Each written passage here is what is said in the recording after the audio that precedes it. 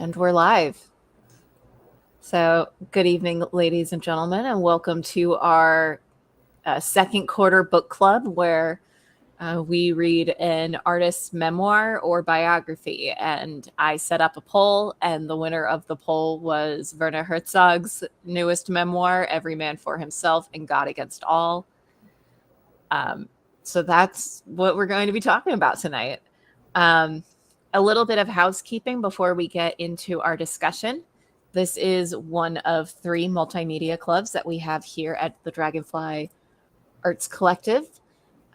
We have a movie club and a listening club that happen monthly, and then a quarterly book club. And this is obviously the end of a quarter, and it's also the first day of the month. So I have our newest picks up on the screen here. So for our movie and listening club for the month of August, we're listening to Gets Gilberto, which is like pinnacle of bossa nova. I think I wrote on my little post that like even if you're not like a big fan or know what you're getting into, I guarantee you know at least like a few of these songs.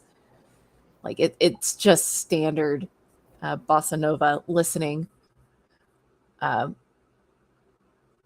For our movie, we're going to be watching Mulholland Drive. So we're going to get some weird and surreal David Lynch vibes going on there. And our quarter 3 is always classic literature. And so we are going to be reading Dracula for the next 3 months, and I'm very excited about it. I love the book, revisit it every couple of years. So I'm really excited to have a discussion with everybody about that at the end of October, which also feels appropriate. Spooky season. True. I haven't read Dracula since college, so it holds up is usually what I tell people. So if you are interested in any of those picks, or if you'd like to see anything about our past picks, absolutely, you can find us on Facebook at the link provided here. You can give us suggestions for future picks you'd like to see. You can reach out to us there if you'd like to join the media calls. We only allow a certain number of people on each call because that's how much we can manage at a time. And you can also watch previous videos that we've had with our discussions there. And it's not just the monthly clubs that we have going on. It's a full arts collective. We do weekly calls where we talk about problems with being creatives or working in a creative industry. We have feedback nights where you can show your work and give feedback on the works of others. And it's just a really great group full of creative people in case you have any issues or need to show anything off or just need support with anything. There's a lot of people there that can help you out with that. We also have a Patreon. Right now, everything that we offer is open to the public, so you just need to join the Facebook group. But if you'd like to give us some money to help support us with some, meetups that happen live and some other operating costs that go on, you can support us for as little as $2 a month. Also, just as a note, we do see comments when they are posted on these videos after the fact. So absolutely leave us a comment if you have anything you'd like to add to the discussion. I'd love to hear your opinions on things.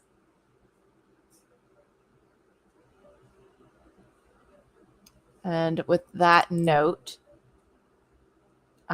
let's talk about Werner Herzog, somebody who I feel like I've spent my entire life knowing about and never explored in any depth whatsoever. Yeah, kind of same. Kind of an interesting starting point for us on this. It's a book that's all over the place with his personal life, and he's had a very interesting personal life. Yeah. It kind of gave me whiplash reading this book. Like he'll literally change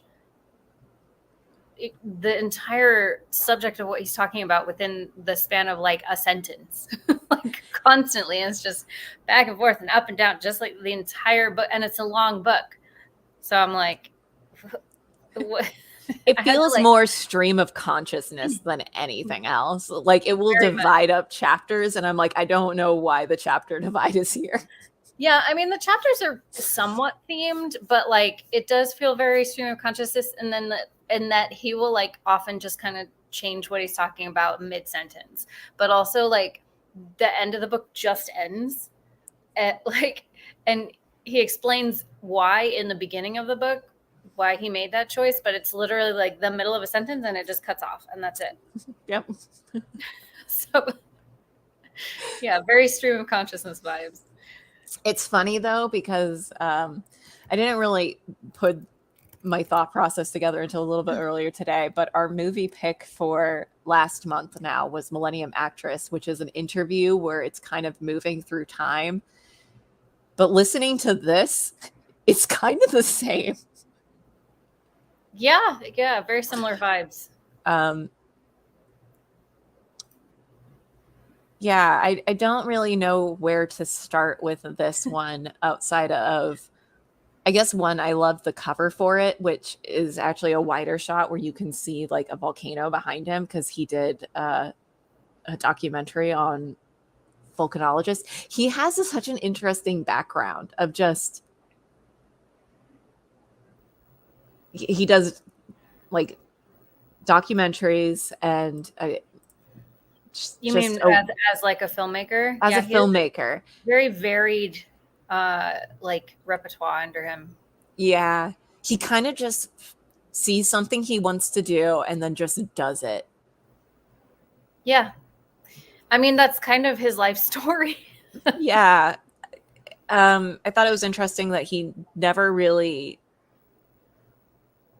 he's an interesting one because like whenever I read about filmmakers, they're always like, yes, I was obsessed with movies in some regard. And he was just like, yeah, I didn't watch a movie until I was like 13. Right. And then his whole like thing about getting into making films, as opposed to like, oh, I saw this movie and it ignited passion. No, he saw a movie and thought I could do that. Yeah. That's it. And that's why he became a director. He kind of feels like the kind of person that like somebody's like, hey, you want to do this? He's like, all right, sure.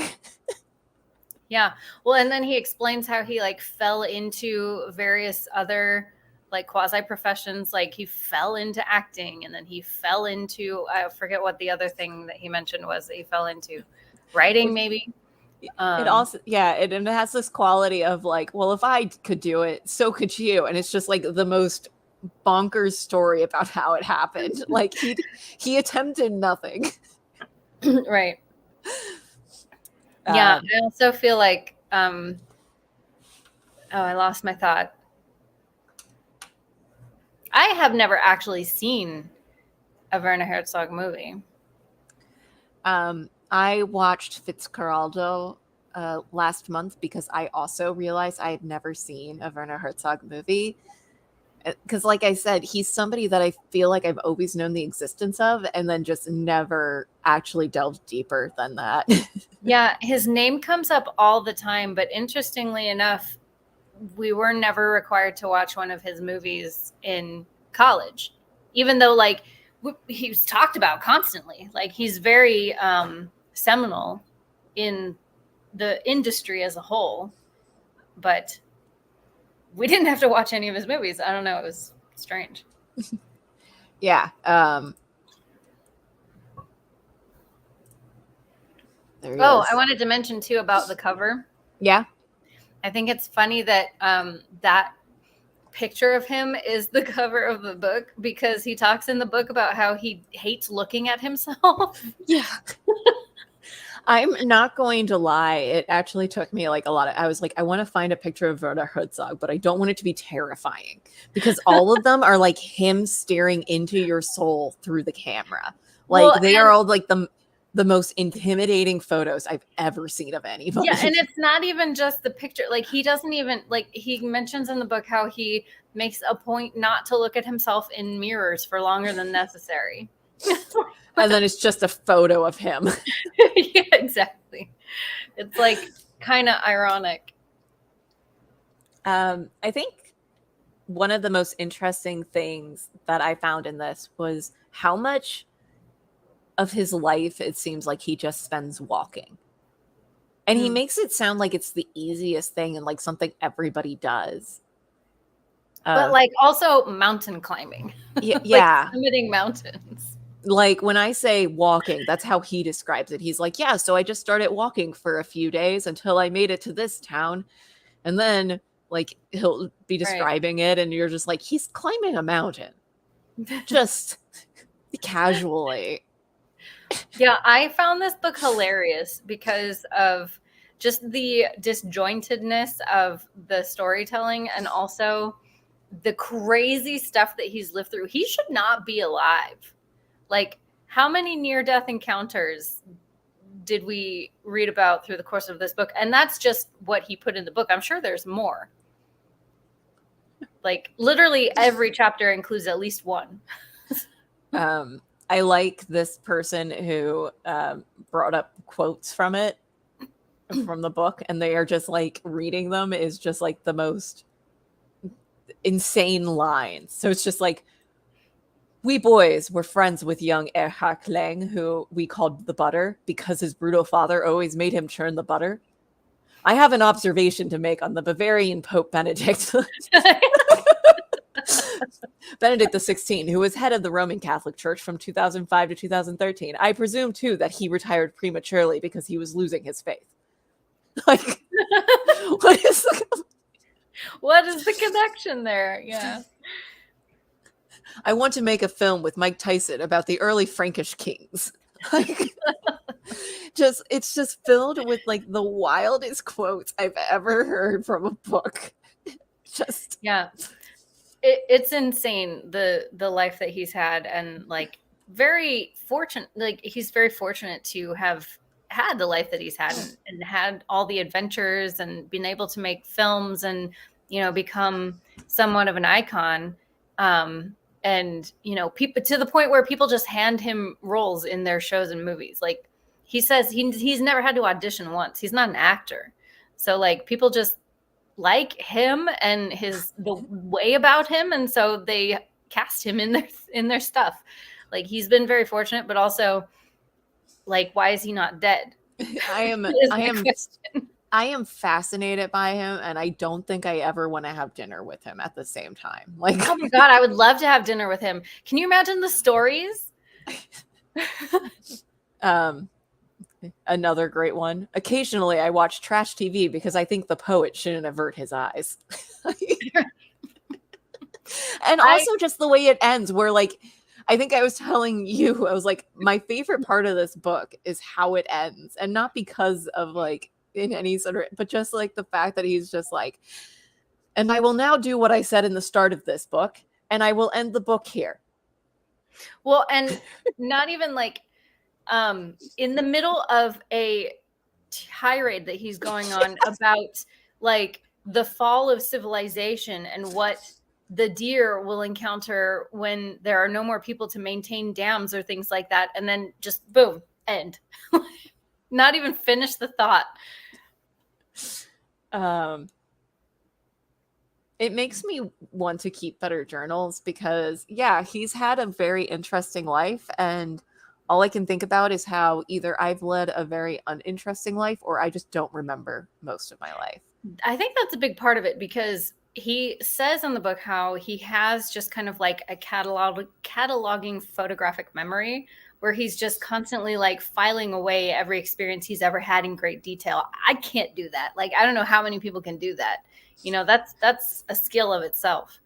I'm not going to lie. Dracula also makes me want to get very into journaling just to keep track of my own life. Because Dracula is all through journal entries and letters that are just like all written so well that I'm like, man, I wish I was better at writing journals. That's the quality of the 19th century, though. Yeah. Like you hear people just in their normal everyday parlance back then that's like written down in like court records or whatever, or like newspaper clippings and stuff. They just talked like that. Like, it was Bring it back. Werner Herzog also talks like that, but just in a... He does. His writing is very flowery and very descriptive. like I could definitely see what he was talking about in every instance, because he was so good at like describing it through, you know, even if it's not literal, but like through metaphor to give you the feeling of being there. Yeah, it was. I'm trying to remember some of my favorite parts. I laughed out loud many times throughout listening to this. Like he's just so funny without trying to be. So I I think also that's like the best way. I also like this review of it, which was the myth of Werner Herzog, as told by Werner Herzog. Marvelous. Which is completely accurate, because there is like a certain part of my brain where I hit a point in the story where I'm like, I don't know how much of this is true. Like I genuinely do not know if he like has had all of these bonker stories, which I'm sure he has to some regard, but also if he's pulling it from his own memory, like how. I'm sure there have been what is this? embellishments. Yeah. I mean, most of us embellish things when we tell our own story. But he talks a lot about like other people too, that he's like come into like had cross paths with. Just like random people, like the family in Philadelphia that he lived with for a while. Yeah. Stuff like that. Just like random folks that Every he now and remembers first and last name, and like how old they were, and just the details. I remember approximately like 0 names of my teachers, like when I was younger, let alone like 2. I am just going to intersperse this talk with random quotes from this book. I have always wanted to direct a Hamlet and have all the parts played by ex-champion livestock auctioneers. I wanted the performance to come in at under 14 minutes. Yeah, I remember that part. Yeah. And that came off of the back of like him doing an interview with a livestock auctioneer because he was so fascinated by them and just how fast he talked through the interview. I don't know how to discuss this book because it is just the ramblings of like, but they're all like such fantastic individual quotes just throughout the entire thing. Yeah, it's like the ramblings of a crazy old man who's had a very colored life. I wasn't given a visa for Guatemala, but I was obsessed with the vague idea that I would help form an independent mind state in Piton.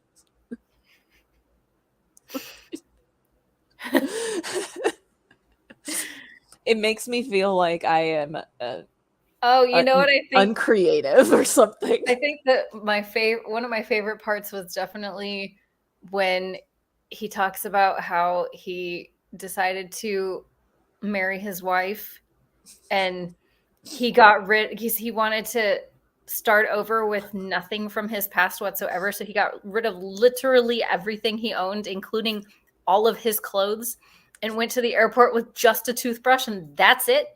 Yep. And then he got pulled in by airport security because they thought he like had planted a bomb or something. Yeah. Like, what? No, sir, this is for true love. Right. Like, I just want to go and propose to this girl. And they're like, you're crazy, man. That is not true. You came here with no bag. Are you kidding?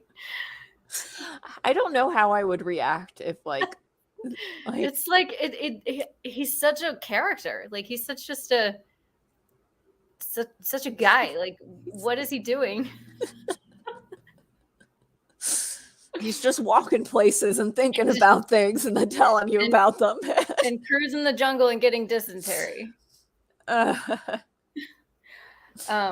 One note that I had was because since he narrates the audiobook himself, you hear his, thick Bavarian accent in its full glory.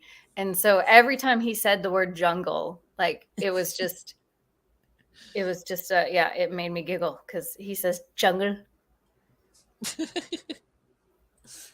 The way he pronounces so many things, Aguirre. Aguirre de Rapa.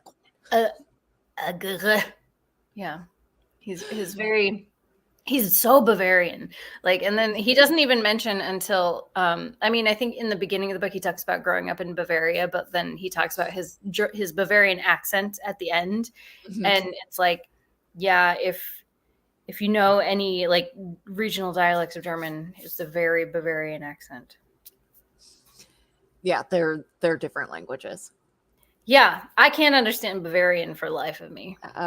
I spent a good portion of my childhood in Bavaria, and I never learned German because I never really had to exist outside of a locate. Like, I never existed in the German part. Like, I was always at home or with other people talking to me. But my older brother did learn German in Bavaria because he was of the age of going out and about and actually talking to people. And when I applied to college, I had to go audition for music school in Freiburg, which is in the Black Forest. And he couldn't understand anything, and nobody could understand him. They had to like write stuff down, and then everything was perfectly understood. But yeah, I mean, I speak Hochdeutsch, which is like the standard version of German with like no accent, and that's what they teach in school. And so when I was there, definitely, and it's not even like it's another dialect; it's just a completely different language. yeah. I couldn't understand. I was there with my friend who his family was Bavarian, and so he had to translate for me. Yeah, into regular German, mind you.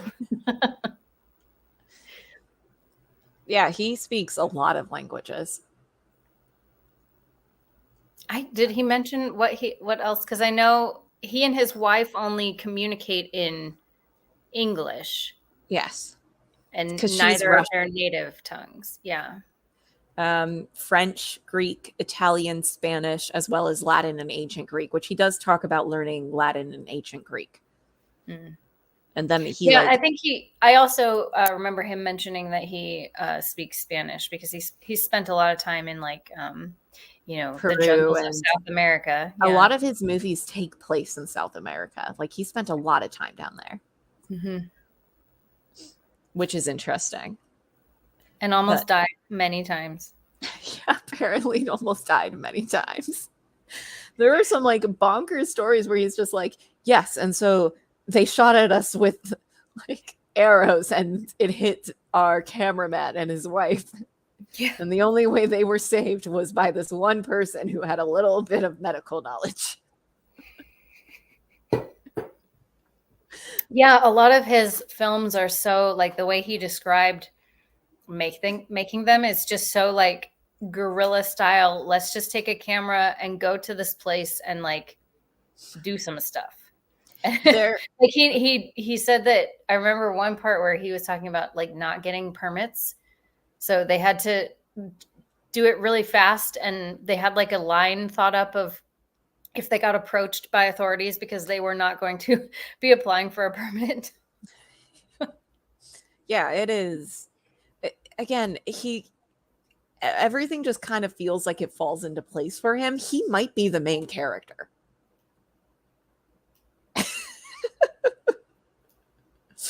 Yeah. I mean, definitely of his life, yes. There's not a lot of depth to talk about with this book because it is a memoir, and I think neither of us are very familiar with Werner Herzog, but I think it's entirely worth exploring a little bit more in depth. Are you inspired to watch his films? I am, yeah. I really want to see because he talked about it so much. And yeah, so I've been looking to watch that one. I'd watch a few others. I like documentaries, so The documentary that I know I hear most often is Grizzly Man. Was a very popular one for a very long time. I think it's interesting that he describes himself as a writer above a filmmaker. Well, he also wrote his film scripts too, right? Yeah, I believe he did. Yeah. But I mean, like, he thinks of himself like as a writer, and filmmaking just kind of happens. Oh, wouldn't that be nice?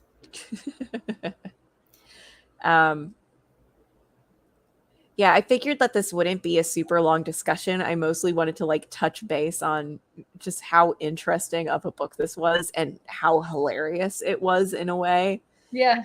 For both of us, neither of us who are Werner Herzog fans, or really, that's not fair to say because we don't have a lot of experience with him.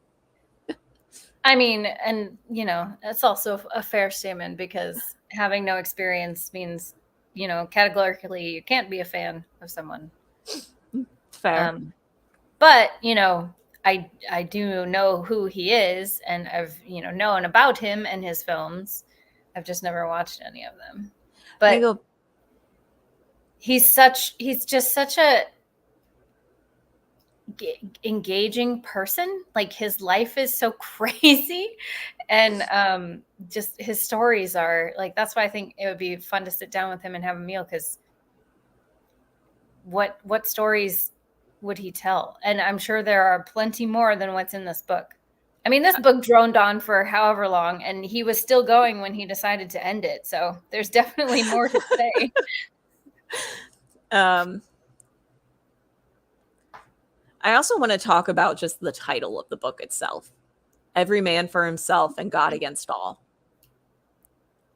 Which I believe he says is a title of something, of a film he wanted to make, and it didn't work out for the film. And so he's hoping, he says distinctly that he's hoping that it works out for this memoir. Like, yeah, I mean, and the book does kind of feel like that too, because everything around him is constantly trying to kill him. So God against Werner, at least. It's true. Werner for himself and God against Werner. Yes.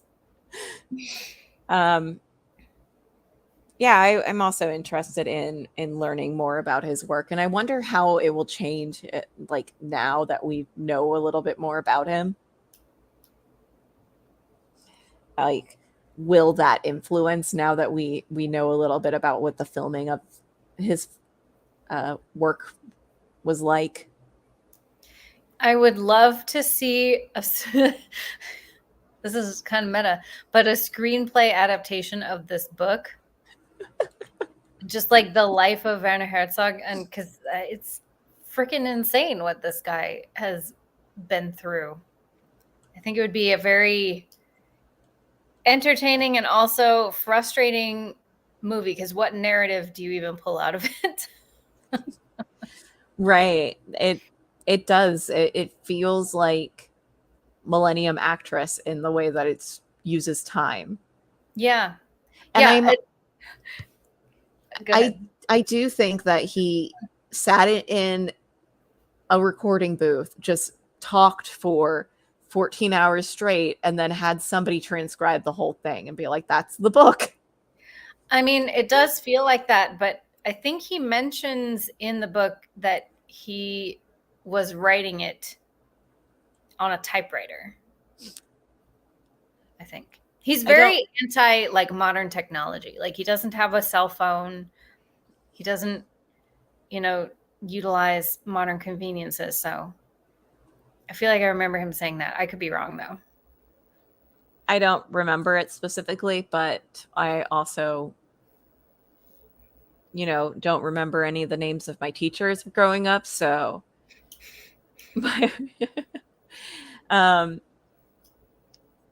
I think it's important note too of just like, as creatives, just his interest in the world and his way of taking in the world is almost an art form in and of itself. So if I were to, because we are in arts collective, so you do want to find, like, if you're going to read a memoir about an artist, like, find something about the creative process within it. And really what I take from this book in terms of that is just experience everything you can and take all of it in, the good and the bad, and just be fascinated with all of it. Yeah. Well, especially because like some of the instances in his life, like he's led such a fascinating life, and a lot of it sounds like it would be miserable to live through, like rafting down the Amazon with dysentery and like barfing your guts out. And yeah, no thanks. I don't want to do that. Well, that's the secret of all travel stories, is you never really tells travel stories about like the good things that happen. It's always like some weird thing that was absolutely terrible to live through. And you're just like, yeah, I love this trip. Listen to this crazy story. Well, I think that there comes a limit to that. Like, I don't know. I don't want to be injured in accidents. That doesn't sound like fun. I don't want to almost die of illnesses that are entirely preventable. No thanks. But yeah, he takes inspiration in just the wildest things, and he's just constantly doing it, and he's constantly walking around and looking for those inspirations to like add to his toolbox that I'm sure play a role in most of his filmmaking and the stories that he tells. He kind of hears a story, is fascinated about it, and then decides he wants to tell the story about it. That and the people that he encounters through his life. Like he incorporated a lot of just the people who he spent short times with, by honoring them is as like giving them a character in one of his movies. Yeah. So he like takes people from his real life and writes them into his films, which is kind of beautiful in like immortalizing them in a way, and the time that he shared with them. Right. He also has published some of his diaries as well as some other books, but I think it's really interesting that he did publish just straight his diary of, I think, it just is a diary that takes place between November 23rd and December 14th, 1974. Like, so he does keep notes. He keeps enough to where he wrote a lot of pages between 2 weeks, and enough to publish it as its own book. So yeah, I think really where he excels is just hearing one thing and taking everything that he's experienced in his life and turning it into a story. And I don't think he sees things as mundane at any point in time. Yeah, definitely not. So I think that's what I'm taking from this book as a whole, is to experience everything and write it down. Be fascinated by everything. Yeah, he definitely has an aura of that. Like he never complains in the book, even though terrible things happen to him. He like never complains about it. He always just states it like, okay, this is how it was. This is what happened. And then he moves on to the next thing. Yeah. May we all live less interesting lives, to be completely honest. Yeah. All right. Unless you have any final notes on our book club pick, I think I might close out the call for the night. I mean, I know I have other thoughts. I'm just not really. I have so many thoughts that like I can't. I'm not Werner Herzog, okay? I can't just stream of consciousness it out. Did you enjoy reading the book? I did. I enjoyed it a lot. I listened to the audiobook. So it being as long as it is, the audiobook is like 11 hours long. So I don't think with my schedule reading through it would have worked anyway. But yeah, I thought it was very entertaining. I laughed a lot. I was fascinated by just his life and what he went through and his way of telling it. So yeah. I think memoirs are very important for those reasons, especially like from things you're not expecting. I definitely drifted in and out of enjoying this book because it does like it's very easy to get lost in it. Not in a great way. It is No, very stream of yeah, I conscious. agree. Yeah. So I'm a little bit like on the fence in that regard, but I am very happy that I read it. And yeah, it was laugh out loud hilarious. Yeah. I can see how he kind of sees himself more as a writer than a filmmaker. Like it almost feels like making films was just something that he ended up doing, not necessarily that he, wanted to do, although he did, like he sought it out. He was like, well, I don't know how to start doing this, but I want to do it. But it wasn't like a driving passion of his. Whereas writing seems like it might be more, I mean, because he's I think published it's other just books and I think it's just telling stories is his yeah. most important goal. I think that he probably tells a lot of stories to the people he meets. He creates a lot of stories that he can tell. He wants to put these stories, and I think filmmaking provided the easiest path to that for him. Yeah, where's the biopic is what I'm wondering. I don't think he'll ever make it because, like we said, he doesn't like viewing himself. No. Yeah, no, I mean like a fictionalized with Yeah. a We might different need to actor. wait a little bit longer for that. It'll probably be a posthumous thing. Yeah. But yeah, he has had a fascinating life, so yeah. If you have some time, definitely check out his writing, and definitely check out his movies, which we might do for our movie club in the future. All right. I'm going to end the stream there, but thank you for joining me, Beckett.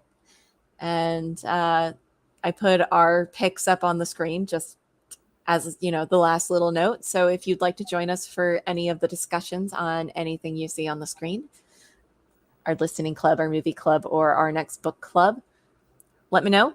Reach out if you have something you'd like to watch or listen or read in the future. Let me know. I'm always open to suggestions. So, yep. And we have a suggestion form on our Facebook group in the top pinned thingamabobber. Yeah. The pinned posts. There we go. All right. Good night, everyone. Bye.